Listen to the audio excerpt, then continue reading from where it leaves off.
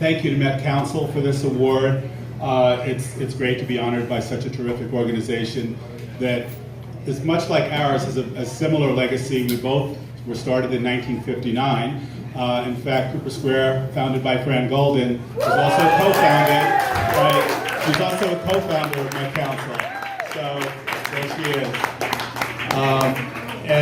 You know, it's a little bit daunting to to run an organization that has this kind of legacy, an organization that fought Robert Moses successfully, one of the first organizations to defeat Robert Moses, and create a truly community-based plan that was developed by the community that became the official plan for our neighborhood.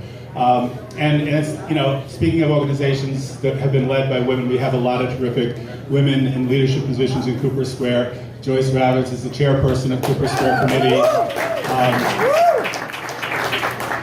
And there's been men in this important roles too. Val Orselli, who's here, has played a tremendous role working with Francis and the leadership. Created the Community Land Trust, which Tito mentioned. I should also acknowledge Tito has also been a vital part of our organization. So this is an amazing history with the Community Land Trust, the Mutual Housing Association, but those things were part of going back to the 90s and early the 70s, the 90s. Today, Cooper Square is still very much at the forefront of organizing tenants, advocating, educating them about their rights. And the work that we've done over the last few years, I'm very proud of. And I want to bring some of our organizers up here because we have right now probably more organizers than we've had on staff since I don't know when. We've got half a dozen of them. So Sammy Chester, wherever you are, and Yannick Fidel, Alex Lee, Liam Riley, they're all here. Harriet Potterman. Or you can just stand if you want, whatever, but you're welcome to come on up. And of course, Brandon Kilbasa, who's the director of our organizing department, who's done amazing work leading with a couple other groups in the city, the Stand for Tenant Safety campaign. Here we are. Okay. Anyone want to hold this? Go for it. The work that Brandon did is really impressive, and the Stand for Tenant Safety campaign is something we're really proud to have been a part of, to win 12 bills to reform the Department of Buildings, to make stronger tenant protections in buildings, occupied buildings undergoing renovation. And we've also, as was mentioned, created a Neighborhood North. We just finished housing for homeless LGBT youth that's going to be opening in about a month. And we've got a greening program that's been doing some great work. I'm going to let one of our board members, Robert Pinter, just speak a little bit about the organizing work that he's also been involved in. Thank you, Steve. Thank you, Margaret. My name is Robert Pinter.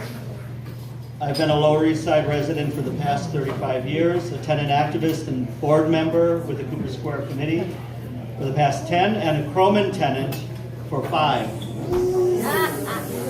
On behalf of all the tenants who've come through the doors at Cooper, I'd like to thank the Metropolitan Council on Housing for this recognition.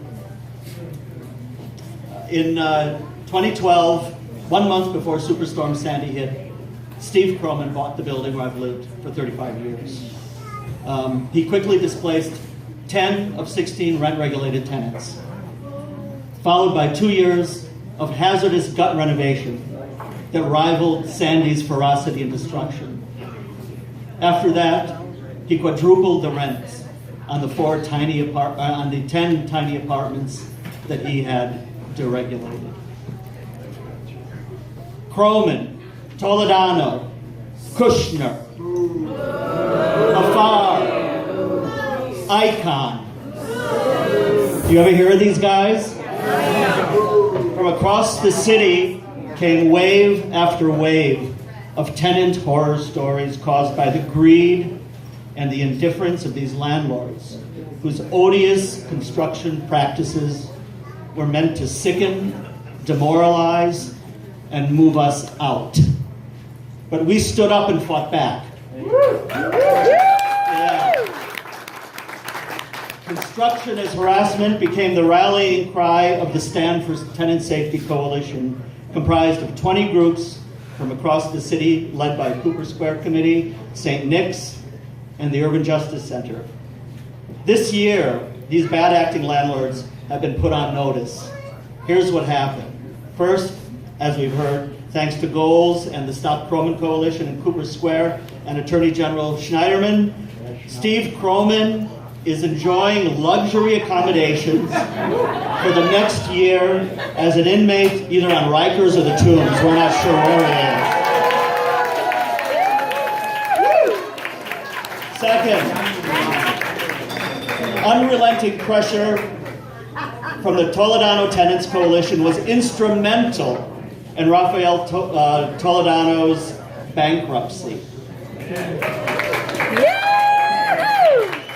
Third, both Icon Realty and Sammy Mafar settled after investigations by the Attorney General. Each paid a 6-figure fine, and both are subject to strict oversight to prevent harassment and protect tenant safety. Finally, what of Jared Kushner?